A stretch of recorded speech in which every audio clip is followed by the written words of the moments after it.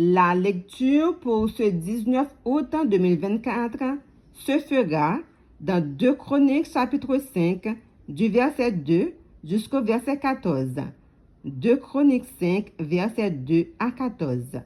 Je lis pour vous. Alors Salomon assembla à Jérusalem les anciens d'Israël et tous les chefs des tribus, les chefs de famille des enfants d'Israël, pour transporter de la cité de David, qui est Sion, l'arche de l'alliance de l'Éternel. Tous les hommes d'Israël se réunirent auprès du roi pour la fête, qui se célébra le 7e mois.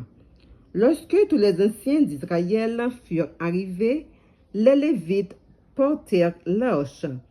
Ils transportèrent l'arche, la tente d'assignation et tous les ustensiles sacrés qui étaient dans la tente. Ce furent les sacrificateurs et les Lévites qui les transportèrent. Le roi Salomon et toute l'assemblée d'Israël, convoqués auprès de lui, se tinrent devant l'arche.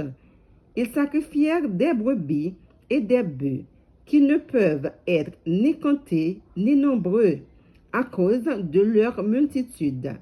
Les sacrificateurs portèrent l'arche de l'alliance de l'Éternel à sa place, dans le sanctuaire de la maison, dans le lieu très saint, sous les ailes des chérubins. Les chérubins avaient des ailes étendues sur la place de l'arche, et ils couvraient l'arche et les barres par-dessus. On avait donné aux barres une longueur telle que leurs extrémités se voyaient à distance de l'arche, devant le sanctuaire, mais ne se voyaient point du dehors. L'arche a été là jusqu'à ce jour.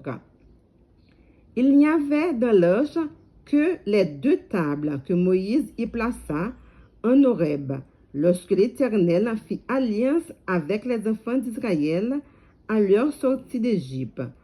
Au moment où les sacrificateurs sortirent du lieu saint, car tous les sacrificateurs présents s'étaient sanctifiés sans observer l'ordre des classes, et tous les Lévites qui étaient chantres, Asaph, Éman, Jéduthun, leurs fils et leurs frères, revêtus de bissus, se tenaient à l'orient de l'autel avec des cymbales, des luttes et des harpes, et avaient auprès d'eux 120 sacrificateurs sonnant des trompettes.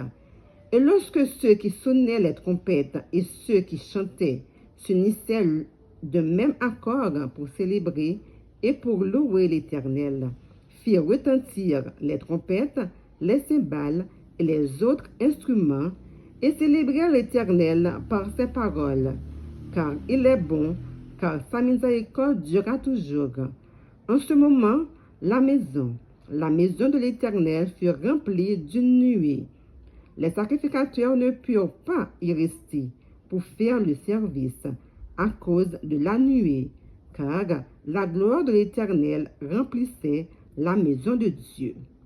Parole du Seigneur. Amen.